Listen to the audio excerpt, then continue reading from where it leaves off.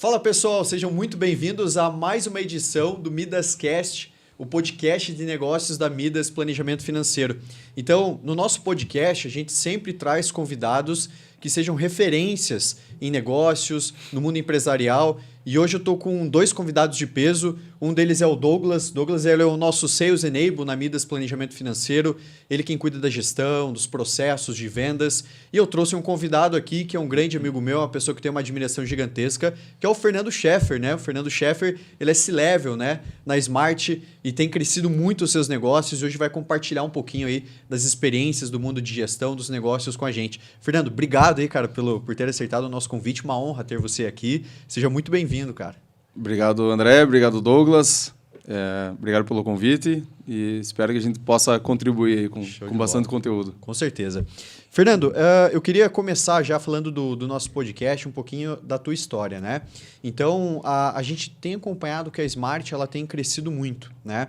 Hoje ela está presente em mais de 12 estados aqui no Brasil, já está começando uma operação de internacionalização, essa operação já está ganhando mais maturidade. Eu queria saber de você, assim, como é que surgiu a Smart, como que foi esse início, a dificuldade, porque a gente sabe que todo começo, né, de negócio existe uma barreira muito grande, até ficar conhecida, até você acertar os processos, até ter toda uma gestão replicável. E hoje parece que para vocês assim essa questão de crescimento já virou algo muito natural. Como é que foi esse início aí, Fernando, da tua experiência na Smart? Não, legal.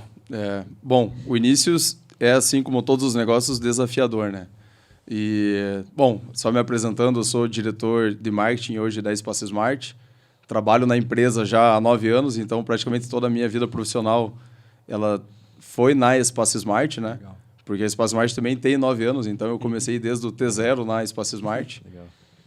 A Espaço Smart ela é uma empresa familiar, né? Ela iniciou pertencendo ao Grupo Águia, que trabalha com estruturas metálicas, e nós trabalhamos com estrutura metálica, só que para construção civil, né? Para construção de residências, construções comerciais. Então, tinha bastante sinergia. E, num determinado momento, nós entendemos que nós precisaríamos estar no varejo para entender melhor quem que é o nosso cliente, receber feedback, trabalhar sempre numa evolução constante, né? E, além de reunir todos os materiais para esse estilo construtivo, que eu vou falar logo mais do que se trata, além da indústria. Então, quando nós determinamos essa intenção de estar no varejo, de expandir com lojas, acabou saindo do grupo da Águia e acabou ficando só com um dos sócios que seguiu carreira solo, né, vamos dizer assim, com a Espaço Smart. Então, hoje a Espaço Smart ela é um ecossistema que consiste em 31 lojas espalhadas em 12 estados do Brasil e 2 no Paraguai. Então, nós passamos recentemente por esse processo de internacionalização da marca, que também é bastante desafiador, né? A gente até estava falando aqui um pouco a respeito disso. Sim. Temos 31 lojas, temos 4 indústrias que produzem para as lojas e temos uma equipe de engenharia, de arquitetura e também uma frente de treinamentos, que a gente capacita mão de obras específicas para esse sistema construtivo, que é o Light Steel Frame. Então, por que disso, né? Por que nós criamos todo esse ecossistema? Nós temos o propósito de transformar a construção civil no Brasil.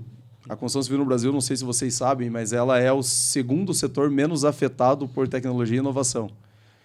Fica à frente apenas da pesca. Então, a gente tem muito gargalo de inovação, né? O método construtivo que predomina aqui é a alvenaria convencional, que é o tijolo e cimento. E ele acaba sendo muito artesanal, ele tem pouco ou quase nada de industrialização. Então, para a gente iniciar essa transformação na construção civil do Brasil, a gente precisaria adotar métodos diferentes do método convencional. Então, nós fomos para fora do Brasil, entendemos como que os países desenvolvidos constroem, né? Países da Europa, Estados Unidos, Canadá, Japão, Chile, e eles constroem com steel frame ou wood frame, que são sistemas industrializados. Para uma forma mais simples de entender, a estrutura ao invés de usar tijolo, usa aço ou madeira e o fechamento das paredes são com placas. E nós criamos esse ecossistema porque muitos insumos desse método construtivo não existiam no Brasil ainda. Então, a gente precisou desenvolver as indústrias para ter os insumos para daí começar a fazer esse desenvolvimento. também não tinha mão de obra específica para fazer a execução. Ninguém sai da universidade ouvindo falar ou escuta falar em métodos diferentes da alvenaria, mas você não aprende tecnicamente sobre isso. Então, a gente precisava desenvolver uma frente de treinamentos. Também precisávamos desenvolver uma equipe de engenharia que fizesse os projetos específicos desse método construtivo. E também um escritório de arquitetura que projetasse, né, pensando nas premissas desse método construtivo. Então, com isso, a gente fechou esse ecossistema que nós estamos hoje. Como a gente bem falou, né, é bastante desafiador, porque nós estamos num setor que ele é muito tradicional, né? E a gente está disposto a mudar esse método construtivo, né? Não digo substituir 100% a alvenaria, óbvio que não. Mas sim criar outras opções para aquele cliente que quer construir com mais tecnologia, com mais qualidade, com mais sustentabilidade, né? Com menos desperdício, né? Vocês sabem que uma obra de uma casa, ela gera mais ou menos 30% de resíduos. Do que você gera, 30% vira resíduo. Ou seja, a cada 3 casas que você constrói em método convencional, uma vai para o entulho. Caramba. Então, com construções industrializadas, você evita todo esse desperdício, né? Exatamente. Legal. Fernando, uma coisa que me chama muita atenção assim no Espaço Smart é a questão de ser uma empresa visionária. Porque quando a gente pega país de primeiro mundo, a gente sabe que a construção lá funciona muito no steel frame, né? Isso é muito comum. Esses dias eu até estava vendo, se não me engano, o Roberto Justus falando sobre isso. Que ele não entende o porquê que no Brasil ainda a maior parte das construções não é em steel frame. E ele estava trazendo dados, né, de países mais avançados, de primeiro mundo, como é diferente a construção lá. E aí, de repente, a gente vê uma empresa genuinamente pontagrossense com uma visão muito à frente do seu tempo, entendendo que, de repente, tem um espaço aqui para a gente crescer num segmento que ainda o brasileiro não vê, não olha, né, não é tão comum. E um ponto até que eu anotei aqui que eu achei interessante é porque é o seguinte, você inicia uma empresa que não tem mão de obra, porque na engenharia, né, na formação, ninguém estava preparado por steel framing. Então, vocês tiveram que, de certa forma, formar essas pessoas para depois começar a expandir. Como é que foi esse processo de mão de obra? Né? Porque, primeiramente, acreditar num produto que não era tão comum no Brasil e, segundo, o processo de mão de obra. Como é que vocês fizeram esse start aí de mão de obra?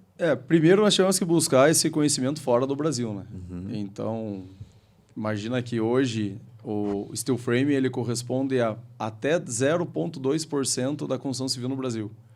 Então, é muito pouco. Nada. É quase nada. Agora, imagine isso há 9, 10 anos atrás. Uhum. Né?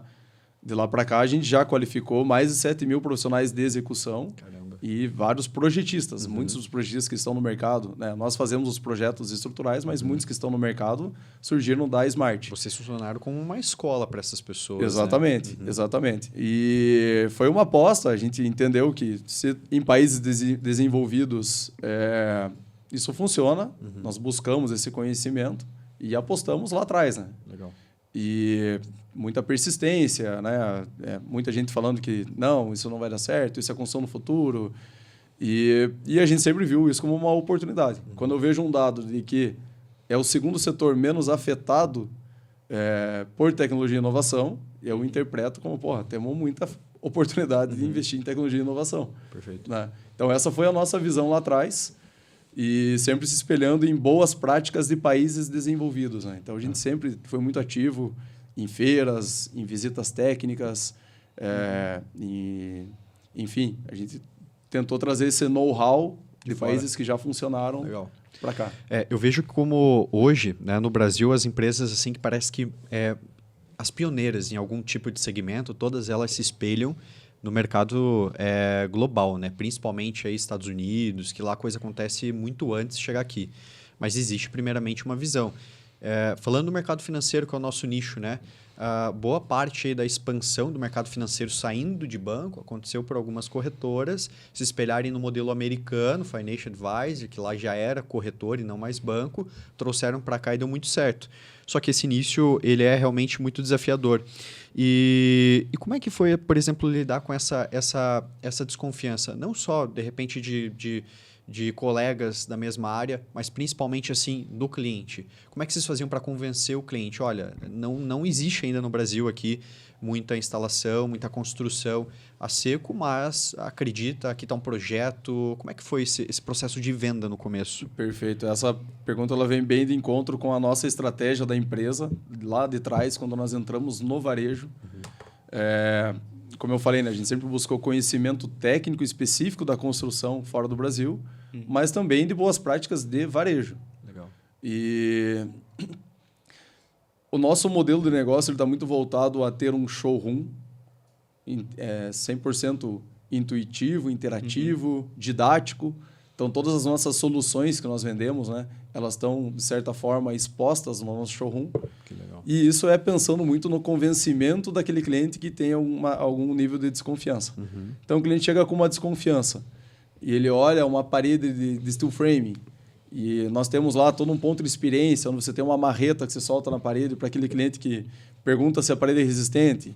Quando eu falo, o steel frame ele proporciona um isolamento termoacústico superior ao metro convencional. Eu tenho uma parede de cada sistema lá para provar isso aí. Perfeito. Então, a gente sempre tentou mostrar com uma forma de entretenimento, né, com um ponto de experiência, né, PDX, nos nossos pontos de vendas, essa experiência para atingir esse público. Legal. E uma outra coisa que a gente investe muito é na geração de conteúdo. Então, tudo que é diferente você consegue convencer com prova social. Né?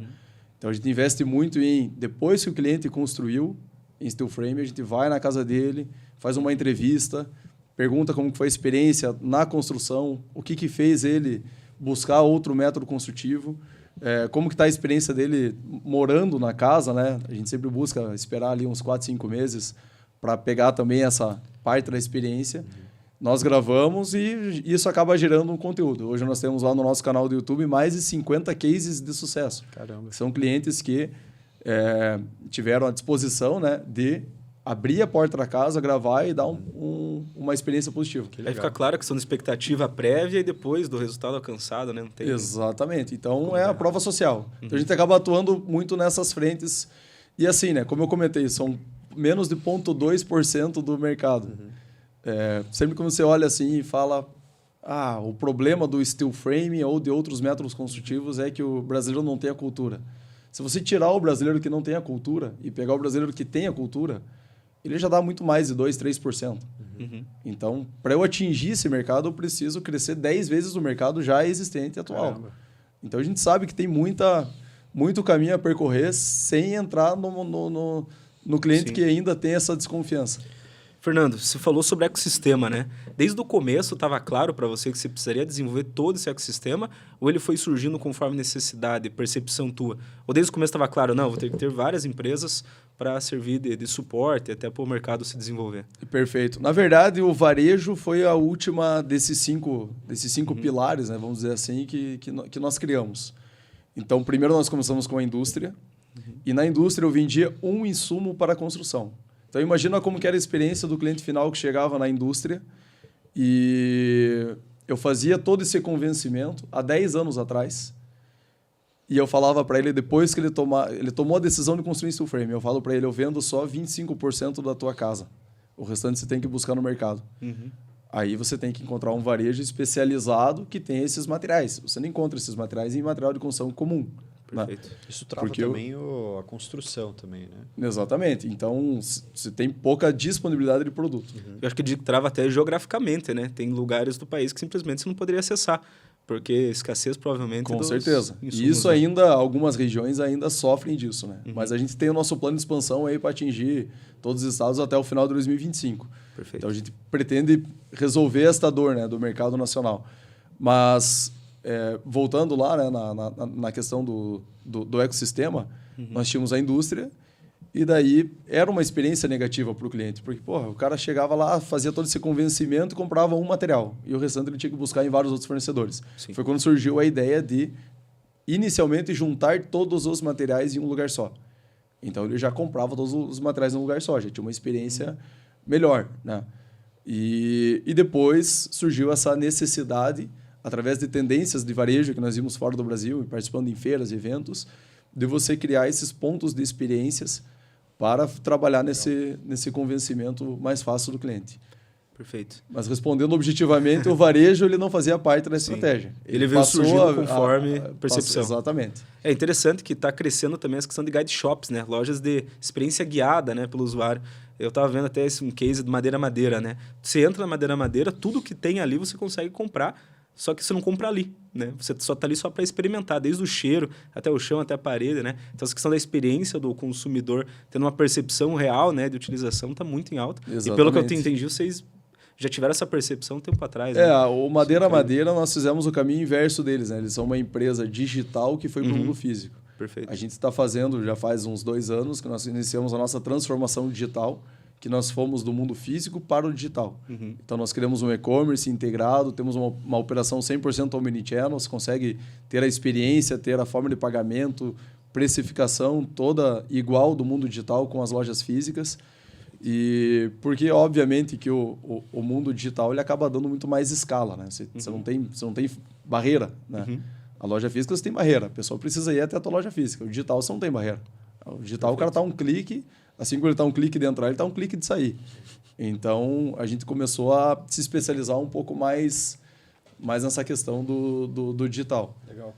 Eu tenho bastante coisas para perguntar sobre o marketing. Eu vejo que o marketing tem crescido muito, principalmente no espaço smart. Mas falando um pouquinho da questão de objetivo, eu vejo que é muito claro para vocês, né? Igual você citou que até 2025 vocês vão estar em todos os estados do Brasil. Como é que vocês colocam essas metas assim de curto, médio e longo prazo? Como é que vocês imaginam? Vocês fazem um estudo antes?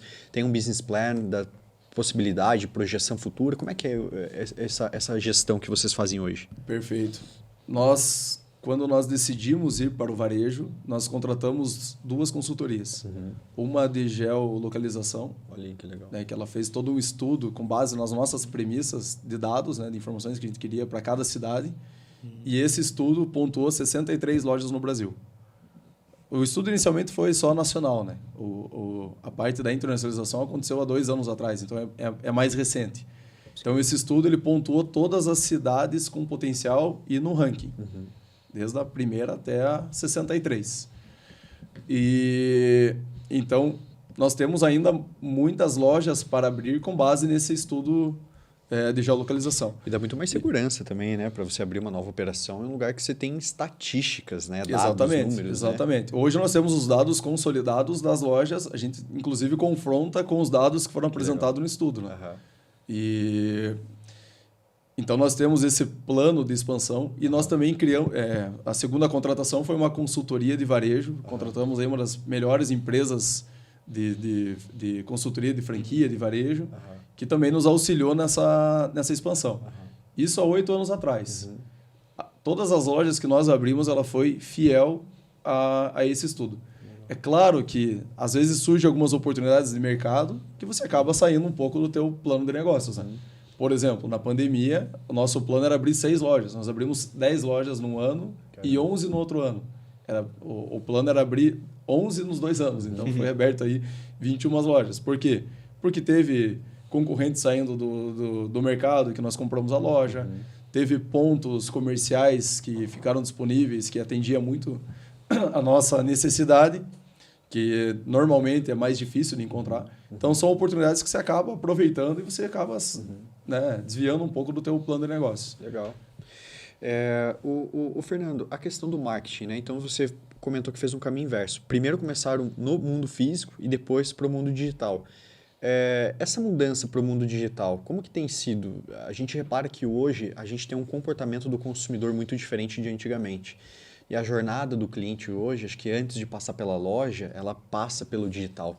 O cara, às vezes, quando vai para a loja, ele já conhece a marca, conhece a empresa, tem uma noção de produto, e aí acho que vai mais pela experiência. Como é que vocês têm feito assim, essa expansão no digital? Como é que tem sido isso?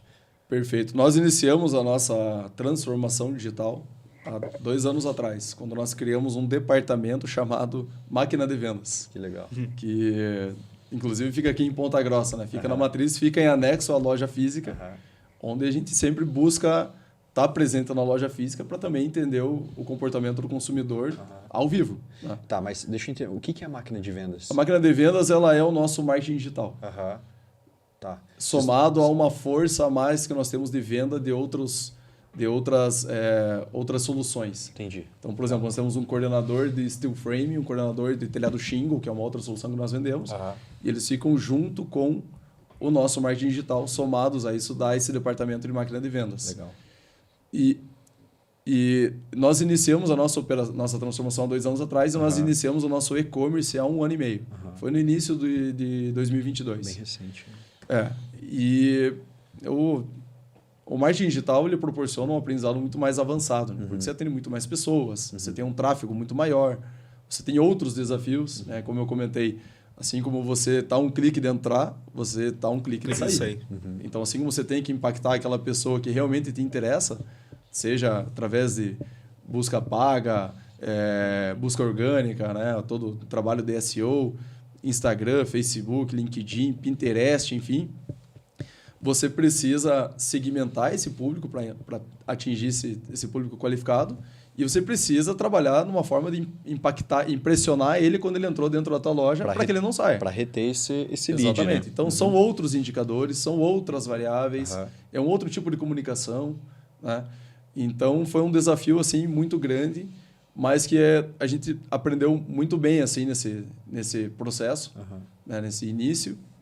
E hoje, como eu falei, nós temos todo esse processo integrado. Legal. Então, hoje um cliente ele consegue entrar numa loja, na nossa loja online, em Ponta Grossa, ele acessa a tabela de preço da loja de Ponta Grossa, porque varia loja a loja, né? Sim. Tem questões fiscais, questões de logística, enfim. Então, ele acessa a tabela de preço, ele consegue adicionar os itens no carrinho, ele consegue terminar numa loja física, fazer o pagamento do digital numa loja física. E isso, assim, na teoria, o conceito omnichannel ele é muito bonito, mas na prática ele é muito complexo, ele é muito difícil, ele é muito custoso, né? Cada etapa, parece que eu comentei, é uma ferramenta que você precisa implementar no teu processo. Então, você precisa ter um time de TI também que faça essas integrações. Você precisa ter boas ferramentas. Você precisa ter essas integrações entre todas as ferramentas, que são as APIs e integrações. Então, assim, o marketing digital hoje está muito também voltado à questão de TI. E a gente aprendeu muito e sempre analisando dados, né, de cliente, tempo que ele fica no site, página que ele acessa. Aí nós temos também pesquisas de NPS que sempre retroalimentam, né, as nossas informações para também pensar em novas ações. Legal. Então, eu vejo assim, o marketing digital, por mais que ele seja muito desafiador, ele te proporciona uma aceleração muito maior. A escala é muito maior, né? Exatamente, por questão de escalabilidade. Assim, a gente faz hoje, Fernando, até para você entender, a gente tem hoje o escritório em Ponta Grossa, a gente tem um em Londrina agora, só que a gente tem uma operação field sales, né? Então, nosso consultor, ele atende as pessoas de maneira externa. Qual que é a vantagem desse canal? A gente tem um CAC, né? Cuja aquisição ao cliente é muito baixo. E a gente tem uma previsibilidade de vendas muito boa. Então, a operação ela é muito saudável. Agora, a gente tem, né? Como se fosse uma máquina de vendas, que é o time Inside Sales.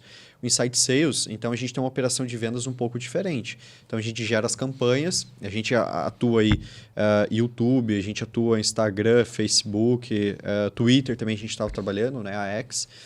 E a gente tem um sistema onde, quando esse lead chega até a nós, a gente tem uma SDR que ela vai qualificar, filtrar, conversar e se vê que, poxa, a pessoa tem um score legal, ela vai para um closer que vai fazer o atendimento. Aí vai entender a necessidade, vai atender, apresentar o produto e fazer o fechamento ou não.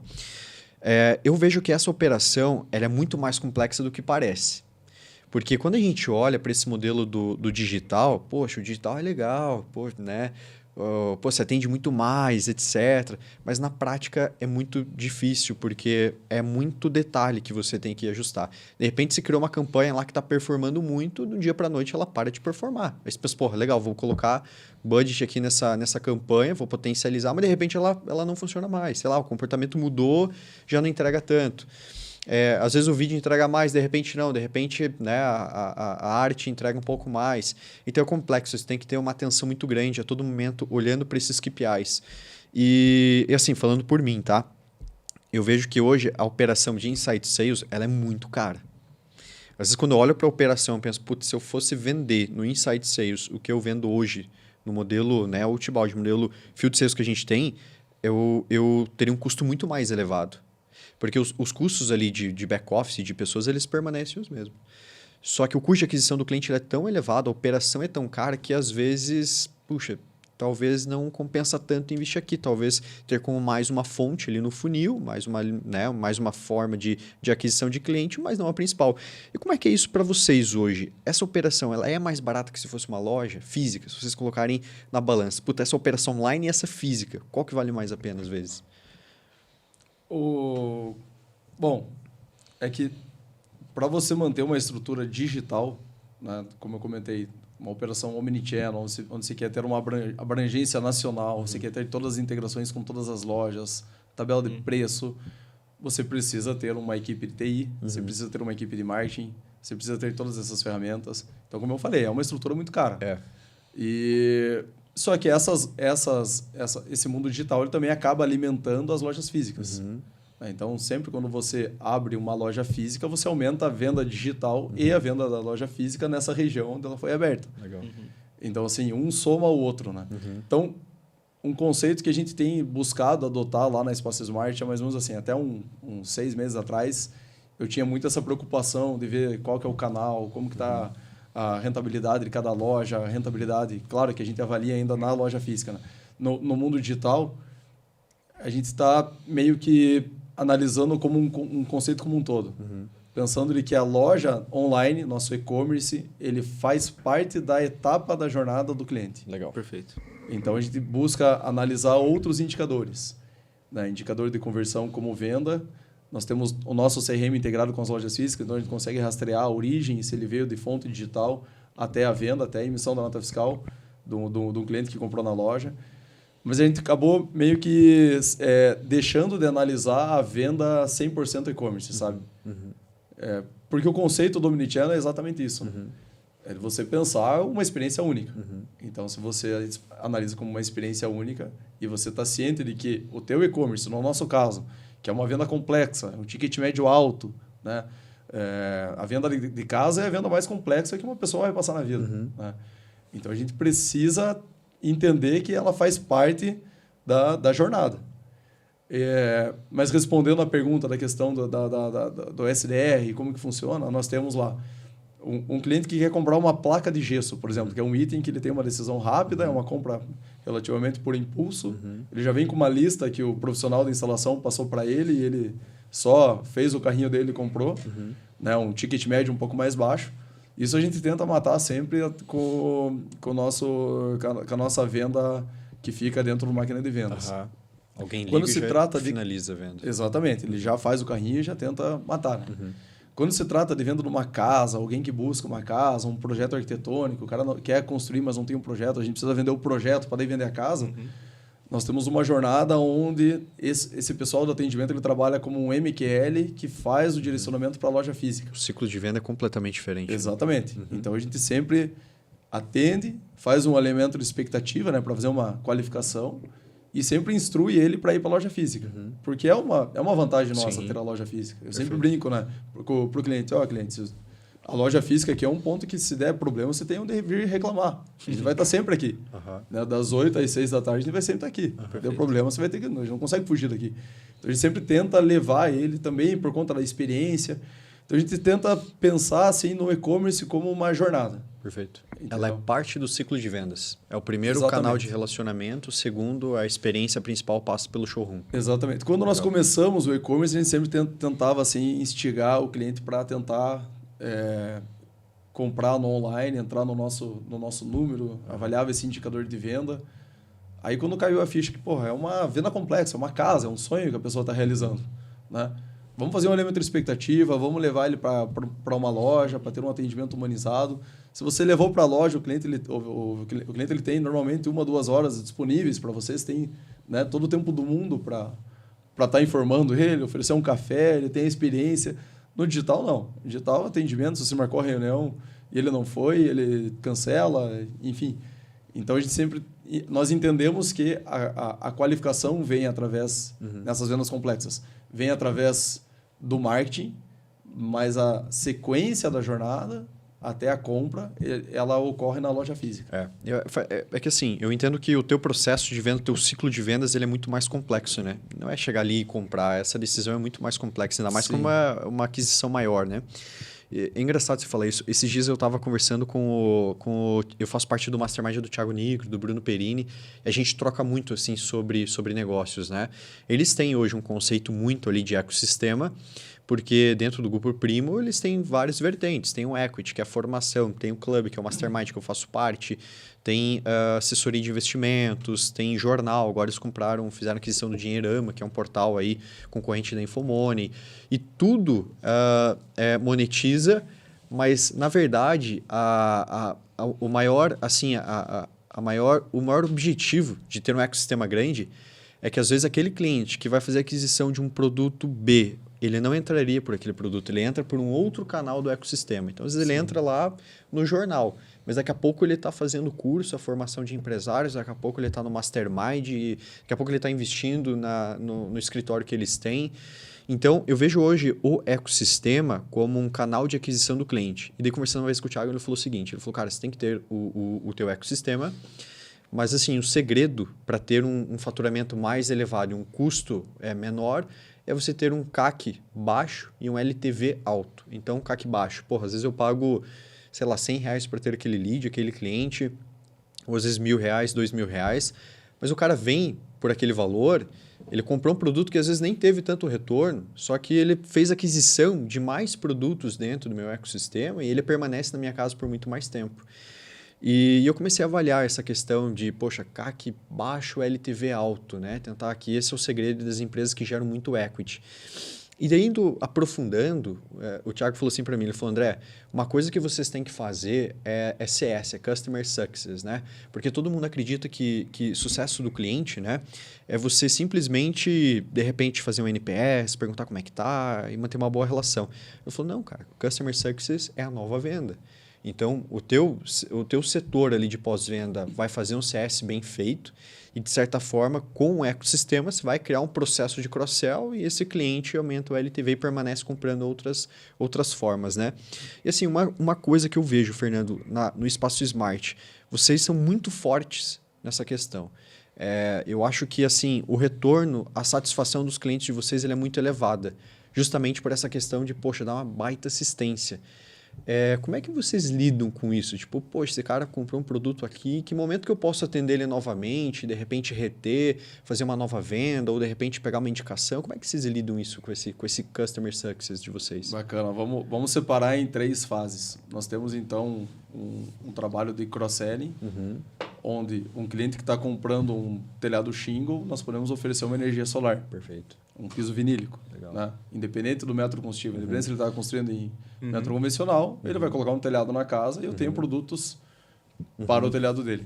E a equipe ela já é treinada para ter essa percepção de entender o que exatamente pode ser feito. Ela já é treinada, com certeza. Mas na teoria. Na prática, a gente sabe que às vezes acaba sendo um pouco diferente. Mas você tem alguém responsável só pelo cross-sell? Tipo, alguém que viu, deixa eu ver, acabou de entrar o Fernando aqui no meu funil, o Fernando acabou de comprar, por exemplo, um rodapé. Putz, eu acho que ele tem potencial para comprar agora um outro produto. Eu já vou ligar para ele, ver se... E tem alguém ou não? É uma coisa assim meio o vendedor? Nós temos, com certeza, temos cada...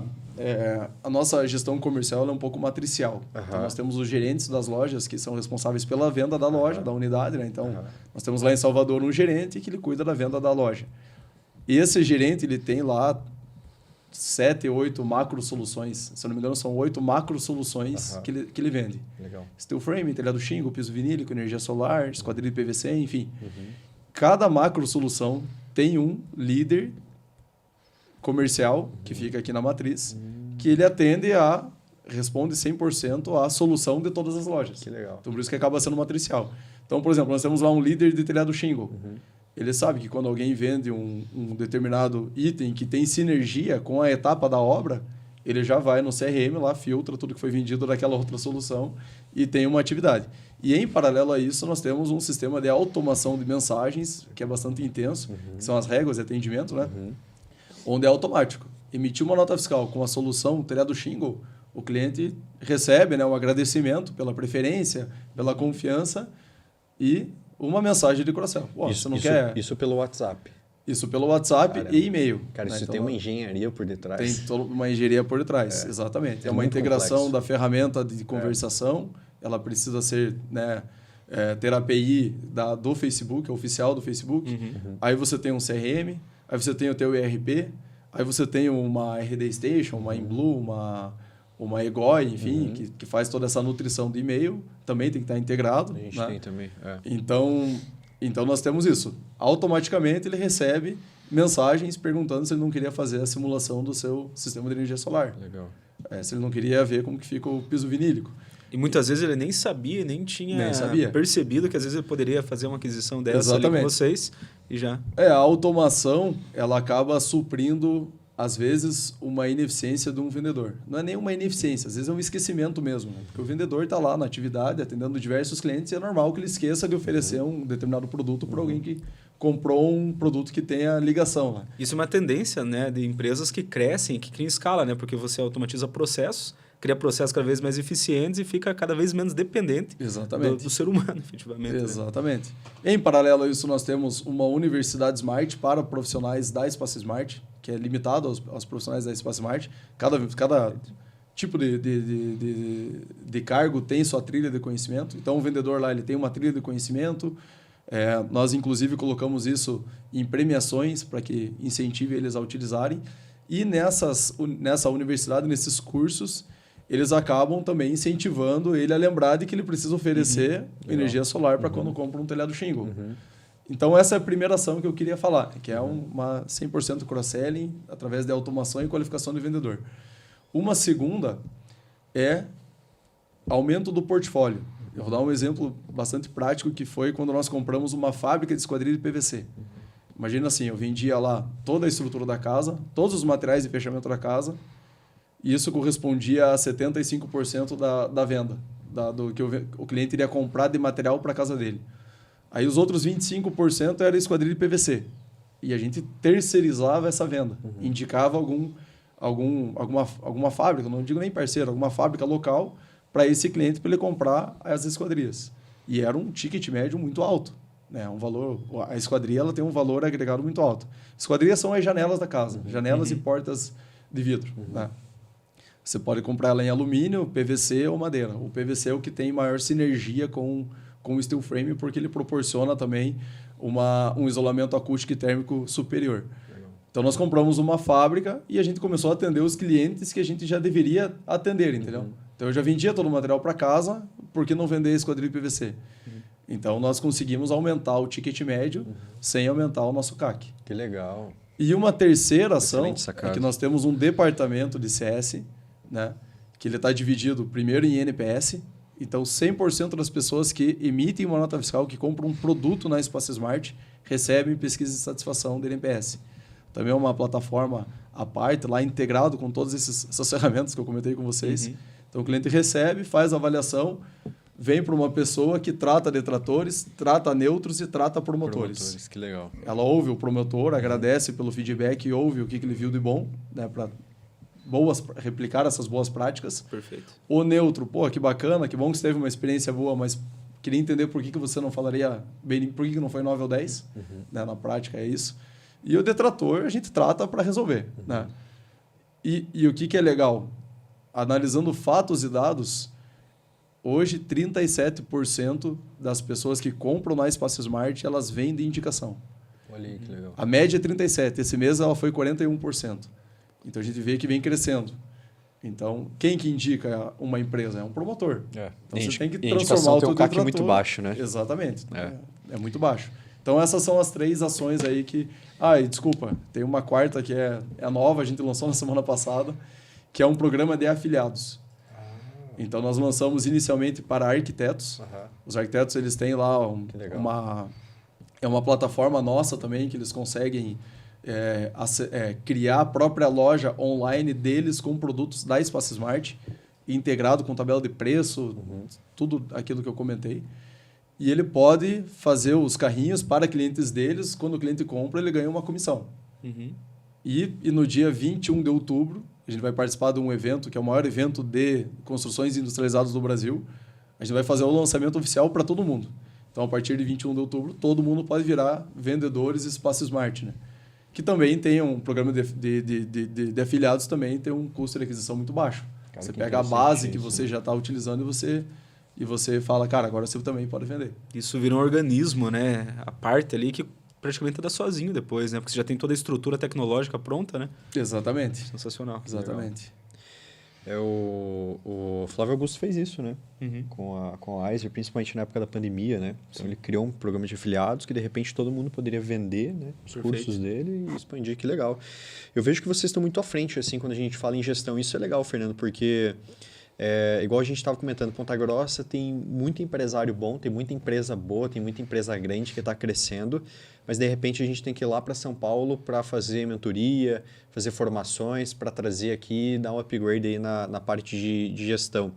E eu vejo que a Smart ela está muito à frente do seu tempo, né? Justamente pela jornada que teve lá no início de chegar uma demanda que ninguém mais estava olhando. E eu vejo que quando a gente fala aqui de processos, sejam eles de marketing, os processos de gestão, de vendas, vocês estão com uma mentalidade assim, muito atualizada do mercado, que eu digo que eu vou além, que muita empresa brasileira não está fazendo, que às vezes empresas de alto porte, de primeiro mundo, de países de primeiro mundo, estão fazendo. E você citou uma coisa que eu acho muito interessante, né? Eu sempre defendi a questão do pós-venda, a questão de, por exemplo, um NPS, entender qual é o grau de satisfação do cliente, mas entender que esse passo depois do NPS, às vezes o cara que ele é um promotor, a gente pode revender novamente para ele. Em que momento que você volta e oferece? Então, poxa, eu fiz um trabalho com o Espaço Smart, eu avalio como 9 ou 10, eu sou um promotor. E que momento que eu recebo um novo contato para tentar fazer aquisição de um novo produto? E aí vocês têm, de repente, um vendedor que liga novamente? Perfeito. Nós separamos os nossos clientes em 2 grupos. Clientes relacionais e clientes não relacionais. Quando eu digo não relacional, não é porque você não tem relacionamento, né? Não é menos importante, vamos dizer assim. É que um cliente que comprou uma casa, dificilmente ele vai comprar uma casa novamente e você encerrou o teu ciclo com aquele vendedor. Entendi. Naquele momento. Perfeito. E os clientes relacionais são clientes como construtora, arquiteto, montadores, né? Os gesseiros, telhadistas. Então, nesse nós também temos uma ação muito ativa, né? Nós temos lá um indicador que é o cliente inativo. Quando um cliente relacional fica 90 dias sem nenhum orçamento no ERP... Diz que uma flag lá já.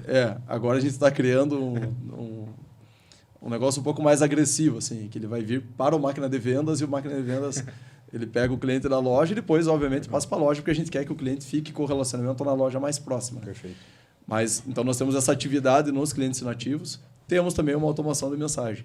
Então, o cliente ficou inativo, você vai lá e dispara uma mensagem, o que aconteceu, enfim, tem lá os padrões de mensagens, né? Na medida que o cliente vai abrindo essas mensagens e se relacionando, volta ali para a equipe de vendas e faz um novo contato, né? Exatamente. Aí, até um ponto que eu queria perguntar, assim, Fernando. A inteligência artificial, ela vem chegando muito forte e vem ajudando a automatizar os processos de vendas, a melhorar processos de gestão. E eu acho que o empresário hoje ele tem que estar muito atento à inteligência artificial. Eu conversei recentemente com alguns empresários a nível nacional, nesses encontros que eu faço, e um deles me falou o seguinte, ele falou assim para mim, ele falou, André, eu já reduzi em 40% o número de funcionários que eu tinha no meu time e substituí por inteligência artificial. Ele falou, então eu reduzi altamente o meu custo e a eficiência até melhorou. Sim. E eu acho que isso para quem é empresário é magnífico, né? Imagina você reduzir teu custo, melhorar a eficiência. Como que você olha para a inteligência artificial? Você entende, sim, hoje como uma ferramenta de apoio, de expansão, que de repente pode virar, quem sabe, até um canal de vendas, alguma coisa assim? Sem dúvida nenhuma. E, inclusive, a gente utiliza isso, né? O ChatGPT já está nos nossos chatbots, já está no WhatsApp, já está no próprio NPS. Legal. Então, a gente já iniciou essa implementação. Né? Nós temos uma pessoa também que fica buscando mecanismos que a gente consiga aplicar a curto prazo na empresa. Então, nós já temos alguns dashboards que também têm algumas análises com base em inteligência artificial. A gente está fazendo um trabalho muito forte em precificação de produtos. Que legal. Também com inteligência artificial. Eu vejo que no e-commerce, a inteligência artificial ela deve evoluir para você sempre ter uma jornada mais personalizada. Legal. Então, falando de uma forma objetiva, né? Você não vai entrar num num site da Magalu querendo celular e vai ter todas as outras opções de outros itens que você não queria ver. Ela já vai trazer para você celular, porque, obviamente, ela, através dos seus dados de buscas e todos esses algoritmos integrados, ela vai saber que você quer um celular. Então, ela já vai te proporcionar uma jornada personalizada. E eu, participando de alguns eventos de varejo, né? Teve aqui aqui no Brasil, teve o Fórum E-Commerce Brasil, teve o VTEX Day. Inclusive, nós fomos palestrantes, né, nesses dois grandes vocês eventos. Foram no VTEX Day? Fomos palestrantes. Eu vejo que já tem muitas ferramentas para isso. Inicialmente, algumas ainda são um pouco caras, né? Mas talvez no próximo VTEX Day, quando eu for, já criou novas concorrências, né? E ela já baixou o preço. Né? Então, eu vejo que a inteligência artificial ela cada vez é mais acessível. Hoje, ela já está ao nosso alcance. Todo mundo já consegue acessar uma inteligência artificial. Né? E nós estamos falando cada vez mais acessível, algo de ano passado para cá, né? Não Exatamente, é algo, não é um processo de 15 anos atrás, não. É muito rápido, né? É muito rápido. Então, de um ano para o outro, as coisas podem mudar e tem que acompanhar, né? E você tem que entender que ela vem para somar, né? Ela não vem para substituir. Perfeito. Né? Claro que ela substituiu 40% das pessoas, né? Mas você pode alocar as pessoas em outro lugar ou a pessoa precisa se capacitar cada vez mais para buscar... Sobe a régua, né? Sobe a régua, exatamente. Isso daí faz parte do jogo, né? Mas eu trato a inteligência artificial como algo que está muito no início e que ela vai ser altamente disruptiva e ela vai somar, assim, pensando como varejista, né?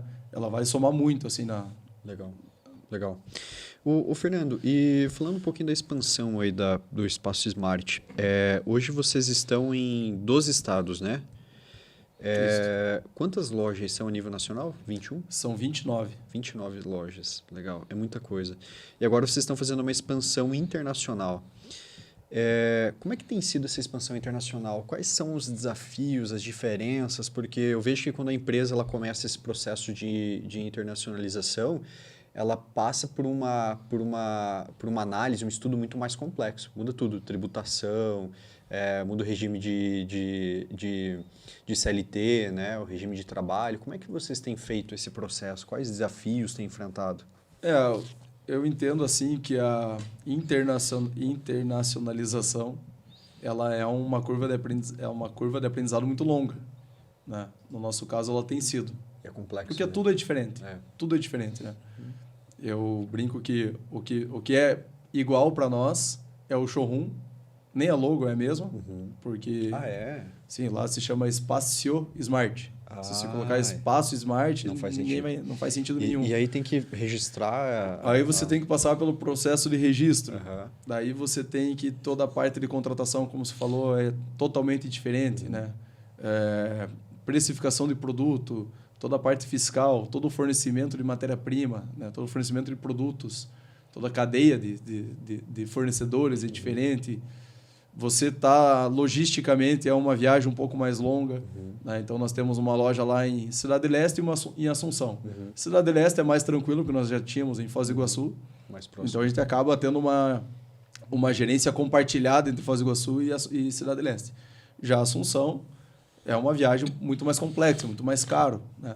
O tempo que você tem que destinar lá para fazer com que a roda rode é maior, né? Você introduzir a cultura da empresa, né? É diferente também. Então, são outros valores, outra cultura, enfim. É muito mais complexo.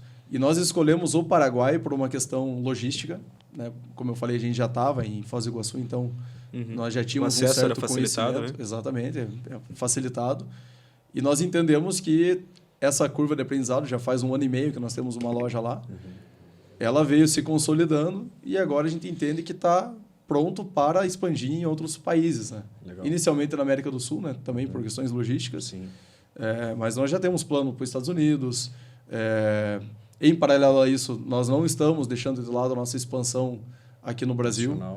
Nós vamos abrir agora uma no próximo mês em Passo Fundo. Nós vamos abrir ainda esse ano em Vitória, no Espírito Santo, Fortaleza, Campinas. Então, a gente pretende abrir 4 ou 5 lojas ainda esse ano. Legal. Ou abrir ou iniciar o processo de abertura. Né? Legal. Então, são 2 atividades distintas. Mas é um desafio imenso, assim. a questão da internacionalização. Quando vocês abrem um novo ponto assim, mesmo independente se é aqui no Brasil ou fora, vocês primeiro fazem um estudo, beleza? Aí vocês iniciam a loja e depois iniciam o processo de contratação? Ou vocês já vão iniciando o processo de contratação antes mesmo da abertura da loja? Então, existem alguns modelos. Porque mão de obra é complicado hoje em dia, né? Exatamente. Existem alguns modelos. Eu vou te dar um exemplo que aconteceu agora. Eu estava vindo aqui para a gente começar essa gravação e o nosso CEO, o Rubens, me ligou e falou assim, Fernando, estava passando aqui por Passo Fundo, que não estava na lista das 4 próximas lojas, mas estava em algumas das próximas lojas, né? Estou passando aqui por Passo Fundo e achei um ponto comercial pronto, perfeito, de acordo com todas as premissas que a gente exige de um ponto comercial para alugar, o valor está adequado. O que se me diz? Só colocar Vamos logo em frente. Exatamente, só colocar logo, investimento baixo. Né, tá próximo de Chapecó, você consegue, numa emergência, atender por Chapecó. Perfeito, vamos em frente. Então, essa foi uma decisão que nós encontramos o ponto, né, na sorte, né? Tem outras situações que nós encontramos uma pessoa que a gente entende que tem os perfis de Espaço Smart, né? Às vezes o cara é do mercado, às vezes não. Na maioria das vezes eles são do mercado. Nós encontramos a pessoa ideal e colocamos uma loja para essa pessoa. Legal. E isso mostra a dificuldade que nós temos em encontrar pessoas. Né? E existe também o nosso planejamento normal, que daí, por exemplo, Vitória agora. Vitória na semana que vem eu vou para lá. Nós já temos um estudo breve da cidade, porque a gente sempre tem... Todas as cidades que nós abrimos, sempre tem algum contato, né? Alguém do mercado, alguém relacionado que consegue passar pelo menos qual que é a principal avenida, qual que é a região de material de construção. Né? Por exemplo, Brasília, que é todo setorizado, você já chega lá sabendo que você precisa abrir no CIA 3, que é o local de onde tem material de construção. Então, a gente sempre faz um estudo local e chega lá na hora, passa a semana rodando rua, fazendo cliente oculto, visitando lojas, visitando empresas de recrutamento, né? Então, a gente tenta fazer todo esse processo. Achou o ponto, achou a pessoa, sempre é um processo muito rápido e a gente já starta para de 2 a 3 meses ela já está emitindo nota fiscal. Mas aí, normalmente, você pega um profissional de destaque, já que está em algum lugar, e promove o cara a gestor, por exemplo, nessa nova cidade. Seria isso? Quando encontra, sim. E esse cara chega lá e ele começa do zero a contratação? Vocês buscam de hunter, assim, por exemplo? Como é que vocês fazem? Nós buscamos de hunter, mas quando nós encontramos o gerente, que é o dono da loja, a gente sempre busca colocar ele fazendo parte dessa contratação. Porque a gente também quer deixar, colocar ele como autonomia também no processo. Né? E nós também temos promoções internas. Né? No ano passado, nós promovemos 8 gerentes que são da empresa para outras lojas. Então, foi gerente para Cuiabá, foi gerente para BH, para Ribeirão Preto, foi gerente para Assunção. Nosso gerente de Assunção é uma promoção interna também. Legal. Então, a gente sempre busca valorizar o profissional de casa, né, que já tem a cultura, já tem os processos, já conhece do produto. Mas também existe alguns casos onde a gente encontra o profissional ideal e coloca essa loja para ele lá. Eu ia perguntar justamente sobre isso, né? Questão de cultura, né? Porque eu acho que uma das maiores dificuldades é você conseguir fazer com que a Smart de Ponta Grossa seja, se eu estiver no norte do país, eu vou ter um atendimento que seja parecido, que eu tenha aquela experiência, eu estou numa Smart, né? E aí você falou que para Assunção você teve um profissional que veio da base, né? Veio daqui. Então, ele já estava aculturado, né? E exatamente. Ele que, acredito que seja responsável pela manutenção e desenvolvimento da cultura, inclusive fora do país. Ele teve algum tipo de dificuldade com relação às pessoas lá do próprio Paraguai, né? Como que foi essa questão da adaptação das pessoas do Paraguai para uma cultura numa empresa brasileira? Não, com certeza é diferente. Eu não sei como são as empresas paraguaias, né? Mas nós temos um nível de exigência muito alto na Espaço Smart, né? A gente tem uma cultura muito forte. Toda loja que você vai tem o nosso propósito estampado na entrada, transformar a construção civil no Brasil. Todo mundo sabe disso, todas as pessoas que trabalham sabem desse propósito. Né? Nós temos na Universidade Smart, que eu comentei, tem cursos explicando o propósito, por que o nosso propósito é esse. Nas salas de reunião tem os nossos valores, né? São 5 valores que a gente não abre mão, estão todos estampados lá também. E no Paraguai acabou sendo uma coincidência, que nós tínhamos uma gerente em Cascavel que era paraguaia e que queria voltar para o Paraguai. Então, o útil agradável facilidade de se adaptar, claro. Né? Mas eu imagino que se fosse um gerente local, seria muito mais difícil. Porque eu primeiro preciso vender a nossa ideia para o gerente, para ele, que é o cara que vai ficar todo dia, né, com a equipe comercial e a equipe de logística lá, ele precisa replicar isso, né? Perfeito. Então, nesse caso, a gente já tinha uma pessoa aculturada, que já trabalhava aí 3, 4 anos com nós, que já era de confiança e a gente conseguiu Muito mais fácil, introduzir de uma forma mais fácil. Porque aqui na Midas, né, eu atuo hoje como gestor e eu vejo pessoas, às vezes, de Ponta Grossa entrando e tendo dificuldade em conseguir se adaptar à cultura, né? Então, é um desafio realmente grandioso você trabalhar isso no nível Brasil, que a cultura muda muito, né? Nós temos como se fosse vários países dentro do único país, né? Exatamente. E o Paraguai eu realmente imagino. Então, é um desafio que... É desafiador, mas eu acho que é isso que é o diferencial, né? Perfeito. Eu vejo, assim, lojas de materiais de construção. Esses dias eu vi um relatório mostrando que são, sei lá, 10 empresas de materiais de construção que tem em mais de 10 estados no Brasil. Pô, a gente já está com 12, né? Perfeito. Tá acima então da média. A gente já está acima da média falando em geolocalização, a gente já está acima da média desse segmento, né? E é o desafiador, mas é o diferencial, né? É aquilo que te dá mais prazer, né? Então, Sim. é a dificuldade que... É o que te coloca acima também, Exatamente. É o que mantém no jogo tira do da longo zona prazo de, zona também, de conforto. Né? A gente no começo, Fernando, a gente tinha uma dificuldade muito grande assim, de contratar pessoas que pensassem como nós. A gente criou todo um processo de aculturamento de profissionais. A gente primeiro desenvolveu uma cultura muito forte. A gente tem também muito claro qual é a nossa visão, missão e os nossos 6 valores que a gente não abre mão também. E hoje, no processo nosso de contratação, a gente faz um filtro de soft skills. Vamos entender se esse cara tem habilidades comportamentais baseada nos nossos valores de cultura. A gente faz muita pergunta, né? Baseada nos nossos valores. Por exemplo, um dos nossos valores o número 3, treinamos incansavelmente. A gente pergunta na entrevista, quando que você treinou a última vez, no sentido de estudou, se capacitou, leu um livro, se fez algum curso relacionado, sei lá, a vendas minimamente. Ali a gente já entende se a pessoa tem um comportamento de aculturamento com os nossos valores, né? E depois a gente passa por uma outra avaliação que é de hard skills, né? Quando esse profissional entra, a gente faz um onboarding, então a gente vai cuidar de toda a parte de aculturamento, que é muito importante. E durante o processo dele de treinamento, a gente tem a Universidade de Midas também, no processo de treinamento e no processo de manutenção, a gente faz o ongoing, né? Então, a gente permanece dando documentos para esse profissional entender melhor a cultura a todo momento é citada na reunião, a gente faz manutenção da cultura. E eu lembro que esse processo foi muito difícil no início, né? Mas hoje, a gente tem uma equipe muito mais forte, muito mais sólida, muito aculturada, que quando a gente olha para o longo prazo, a gente vê uma empresa muito mais forte. Sim. Então, o processo de aculturamento, eu noto que é isso. É muito mais difícil você contratar, porque a tua régua é alta, mas depois que você contrata e tem um profissional aculturado, cara, você tem longevidade, né? E é um jogo do longo prazo. É a tendência natural que você comece a atrair pessoas que pensem como você pensa. Exatamente. Pessoas que olham e falam, eu quero fazer parte disso. A maneira como eles pensam é algo que brilha meus olhos. Ao mesmo tempo que você acaba afastando aqueles que pensam diferente, né? Exatamente. Então, acaba sendo uma cultura forte, acredito, ao meu ver, acaba sendo um grande e outra, né, de talentos. Vira uma empresa libertária, né? Porque aí a empresa não fica aquele eterno incêndio que o gestor tem que ficar lá cuidando e apagando incêndio a todo momento. Cria uma empresa libertária no sentido de, poxa, a gente sabe onde a gente quer chegar, a gente sabe os nossos valores, a gente vai se comportar como tal, e a gente é bom o suficiente, independente o suficiente para trabalhar e resolver os problemas. Né? Agora eu vejo quando a empresa não tem uma cultura forte, cara, é impressionante, assim, o gestor da empresa, seja quem for, não consegue trabalhar, fica o dia inteiro resolvendo tarefa e resolvendo problema, né? Então eu vejo que a empresa com cultura, ela tem essa saúde muito melhor, né? Mas é legal. Fernando, para finalizar, uma última pergunta, cara, qual que é o principal objetivo da Smart aí para os próximos anos? Onde que vocês querem chegar?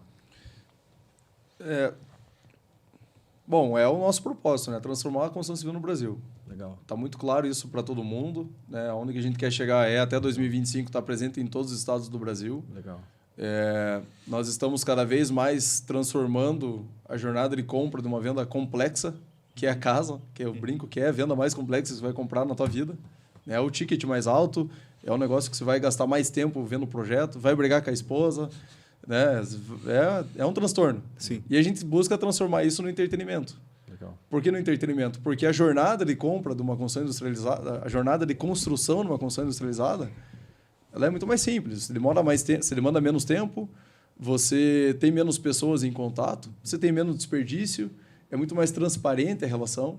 Então, você não tem aquela surpresa orçamentária de, puta, gastei 25% a mais do que eu imaginei que iria gastar. Não existe isso. Não existe. E com relação à jornada de compra, o fato de ter tudo em um lugar só, né? Desde do projeto, desde os materiais, a gente já lançou também, acabei esquecendo de comentar, né? Na semana passada nós lançamos uma plataforma que foi um desenvolvimento interno nosso, da nossa equipe de TI, com a nossa equipe de orçamentos, que é uma plataforma de serviço. Então, de forma bem resumida, é o Uber de serviço, Legal. Onde a pessoa vai poder comprar o serviço na nossa loja, né? Vai poder comprar a casa inteira e a gente vai fazer essa execução através da plataforma. Então, a gente vai tem cada vez mais transformando essa jornada complexa em uma jornada fluida, né? Uma jornada, um entretenimento. O cara o cliente tem uma experiência no nosso showroom, ele vê a casa dele, aquilo que ele gastou é realmente aquilo que ele vai gastar até o final da obra, ele vai passar menos tempo em obra, enfim. Então, é transformar a construção civil do Brasil e é cada vez mais levar entretenimento para esse tipo de venda complexa. Que legal. Show de bola.